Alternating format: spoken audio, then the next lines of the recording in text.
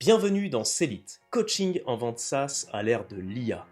Je suis Florian Nollet, ma mission est de t'aider à propulser ta carrière et tes revenus en tant que commercial SaaS. Ensemble, on va explorer les meilleures techniques de vente B2B et découvrir comment l'IA peut décupler tes résultats. Es-tu prêt à révéler ton véritable potentiel de vendeur? Alors, allons-y.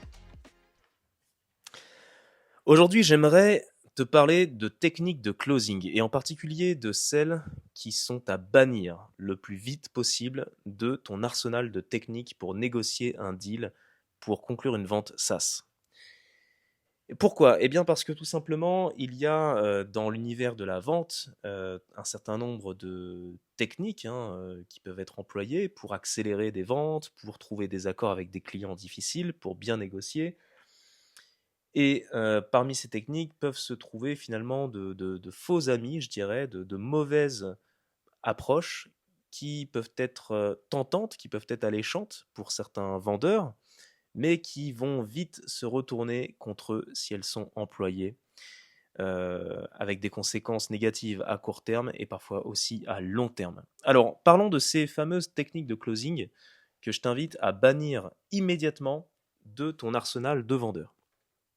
Première approche, première technique, eh bien tout simplement c'est le fait de mentir.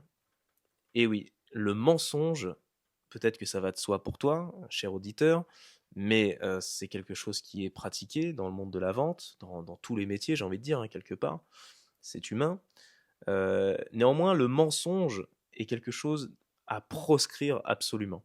Alors, enrober un peu la vérité, essayer de tirer un petit peu la couverture vers soi, enjoliver les choses, pourquoi pas, tant que ça se fonde sur des éléments factuels, pragmatiques, et qu'on réexploite en fait des éléments tangibles, et qu'on essaye juste de mettre en lumière tout ce qu'il y a de plus positif, pourquoi pas. Par contre, le mensonge pur et dur, comme par exemple mentir sur un niveau de remise qu'on est capable d'effectuer mais qu'on n'est pas capable de tenir ensuite par la suite, mentir sur des échéances sur lesquelles, par exemple, un client devrait s'engager, du type, bah voilà, moi, si vous voulez qu'on travaille ensemble, vous devez vous engager sur 3 ans minimum, je pourrais rien faire de mieux, alors que peut-être que ton entreprise propose des contrats à 1 an pour la plupart de ses clients.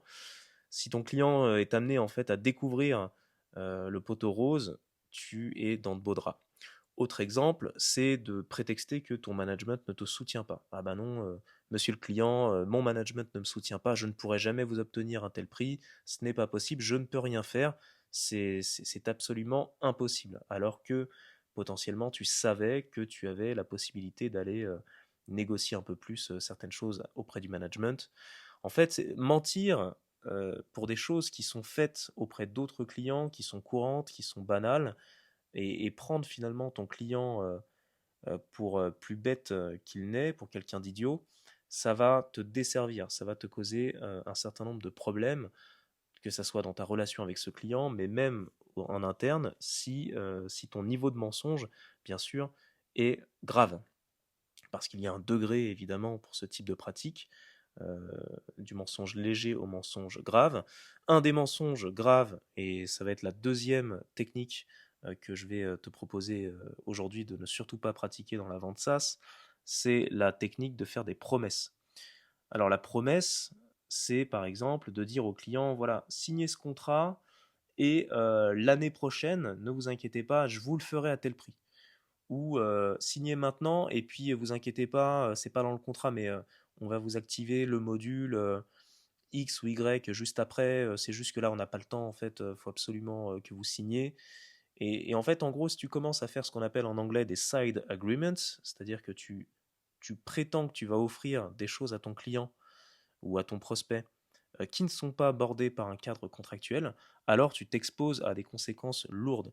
En particulier, par exemple, si tu travailles dans une entreprise qui est cotée en bourse, comme ça m'est arrivé de travailler pour des boîtes euh, cotées donc à la bourse américaine, comme par exemple Box ou Zscaler, faire ce genre de choses, ça peut te coûter en fait un licenciement, tout simplement. C'est interdit en fait. Donc tout ce qui n'est pas abordé par un contrat, tu ne dois absolument pas prendre d'engagement. Tu ne dois absolument pas engager l'entreprise en tant que commercial SaaS et faire de fausses promesses. D'autant que ça m'est déjà arrivé d'ailleurs par le passé. J'avais un collègue qui avait fait une promesse de remise pour après la fin de la souscription. Et je me suis retrouvé finalement à devoir tenir cette promesse qui avait été faite par mon prédécesseur en réduisant en fait le prix de ma proposition pour pouvoir défendre en fait les intérêts déjà du client, de sa perception de la promesse qui lui avait été faite, et aussi finalement rester soudé par rapport à mon équipe et à mes collègues. Mais ça m'a valu de perdre du revenu. Donc le fais pas pour tes clients, le fais pas pour les conséquences pour toi et pour les conséquences pour tes collègues. Donc on a vu, un, le mensonge d'une façon générale, deux, les promesses que tu ne penses pouvoir tenir mais que tu ne peux pas valider par un contrat. Troisième technique de closing à bannir absolument, c'est de mettre la pression, une pression malsaine, une pression qui consisterait par exemple à prétexter une échéance infondée qui t'amène à forcer le client à signer très très très rapidement parce que sinon, s'il ne signe pas aujourd'hui, tu ne seras incapable de proposer le tarif euh, qui lui a été proposé. Donc, oui, évidemment, il faut garder une certaine crédibilité, il faut aussi jouer avec la notion de temporalité, jouer avec cette notion de pression, mais attention, pareil, c'est une question de dosage. Je ne sais pas où tu vas mettre le curseur, mais fais attention à ne pas le mettre trop loin, trop fort, parce que si tu veux forcer rapidement une signature rapide et que le client n'est pas en mesure, en fait, factuellement, de par ses processus de signature interne, ou de par d'autres raisons, un budget qui n'est pas encore voté, qui n'est pas encore développé, et que tu essayes d'arracher un bon de commande en forçant ton client, finalement, tu vas l'irriter, tu vas le stresser, et tu vas casser finalement la relation. C'est vraiment pas quelque chose que je te recommande. Donc jouer avec la tension, avec la pression, avec le timing, oui, un petit peu, dans une moindre mesure, mais de façon générale, ne mets pas la pression à tes clients, surtout si c'est absolument infondé. Encore pire si tu mens, si tu promets des choses. Voilà, tout ça, je le mets un peu dans le même panier. Quatrième technique à ne surtout pas commettre, c'est en fait de menacer aussi ton client. Donc là, c'est d'avoir une approche, je dirais, autoritaire. Tu as le droit d'être ferme, il faut même être ferme, je pense, pour défendre tes intérêts, ta crédibilité, ta posture, ta proposition, et avoir confiance en toi, évidemment, il faut être sûr de toi.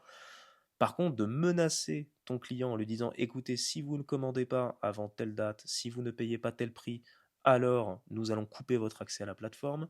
Nous allons vous retirer en fait des services si vous n'achetez pas à tel niveau de prix, à telle période dans le temps, tel package.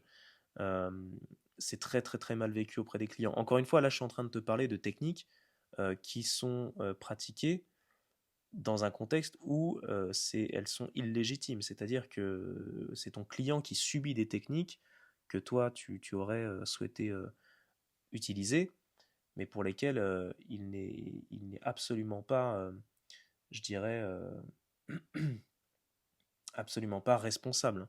C'est-à-dire que oui, évidemment, si un client est hors contrat depuis quelques jours et qu'il continue d'utiliser la plateforme, qui donne pas de nouvelles, qui t'a dit qu'il ne souhaitait pas signer le renouvellement de contrat aux conditions qui étaient initialement prévues, et que c'est lui qui ne respecte pas ses engagements, bien sûr, tu es en droit de le menacer puisque c'est une conséquence logique de son comportement, de leur manque en fait de respect des termes du contrat, par exemple.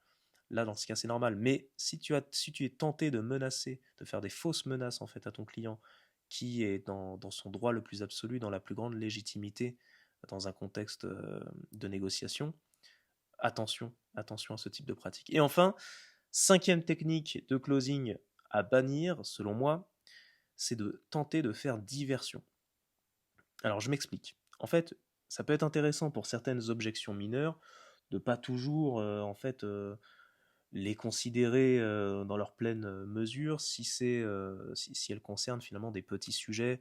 Ça peut être intéressant de dézoomer, de faire relativiser son client ou son prospect sur deux trois objections qui pourraient créer de la friction dans la conclusion de la vente, ou qui arrivent trop tardivement, qui arrivent comme un cheveu dans la soupe et qui n'ont pas vraiment de vraie utilité, si ce n'est que de faire capoter tout le deal qui a été négocié si difficilement depuis plusieurs semaines, voire mois. Par contre, faire diversion, pour moi, ce serait d'ignorer complètement toutes les objections du client, finalement de montrer une forme de non-respect en fait du client, de l'amener sur une étape pour laquelle il n'est absolument pas prêt. Donc prenons l'exemple, je sais pas, d'un vendeur qui te dirait, bah voilà, signez maintenant les documents contractuels et que t'es pas encore prêt, t'as pas pris ta décision. Oui, non, mais attendez, c'est rien, c'est juste la paperasse, faut signer ça, mettez votre signature là-dessus, j'en ai besoin parce que voilà, c'est pour la suite. Et qui resterait flou, en fait, qui ferait diversion pour t'engager le plus vite possible pour que tu puisses pas faire marche arrière. Ça, pareil, je te le déconseille. Assure-toi que ton client ait bien compris ce qu'il est en train de signer. Assure-toi que vous êtes en fait en connivence, que vous êtes sur la même longueur d'onde, que vous êtes en train de vous faire confiance et d'aborder chaque étape du cycle de vente et de la négociation de façon claire, de façon, je dirais, souhaitée et au rythme surtout qui est le plus raisonnable tant pour le fournisseur de logiciels, c'est-à-dire toi, que pour le client également. Donc, tenter de faire diversion en disant on n'a pas le temps, faut qu'on avance sur ça, voilà. Non, mais ça c'est pas important, c'est les petites lignes du contrat. Bon, lisez pas, ça sert à rien. Alors que derrière, il peut se cacher de vraies objections. Eh ben, faut faire attention. Bon, voilà ce que j'avais à te dire sur ces quelques techniques de closing qui pour moi, bah, peuvent être très dangereuses en fait pour ta réussite en tant que commercial SaaS, à la fois pour ta carrière, mais aussi pour la satisfaction de tes clients et donc pour finalement tes propres revenus, tes propres commissions que tu peux générer via ce métier. Fais très attention aux mensonges, fais très attention au fait de faire des fausses promesses, à menacer tes clients, à tenter de faire diversion ou à leur mettre une pression démesurée. En somme, je dirais pour conclure ce podcast, je pense qu'il faut doser, il faut agir avec intelligence, intelligence émotionnelle notamment, et surtout garder en fait au maximum l'intérêt du client en tête. Quand tu fais ce métier, oui, tu veux t'éclater, tu veux gagner de l'argent, c'est bien, mais tu veux avant tout servir ton client. Et donc, ça commence par le comprendre, créer une relation de confiance, créer du rapport et être sûr de l'écouter en permanence et de trouver des solutions qui correspondent à ses besoins. Voilà pour aujourd'hui, j'espère que ça t'a plu, que ça t'a intéressé. Si tu as besoin d'aller plus loin sur cette thématique, va voir mon blog et va également voir mon site internet www.celite.coach. Je me ferai un plaisir d'aller un peu plus loin avec toi à travers des séances de coaching, voire te proposer également de consulter mes cours en ligne sur la vente SaaS. Je te souhaite une très bonne journée et à bientôt.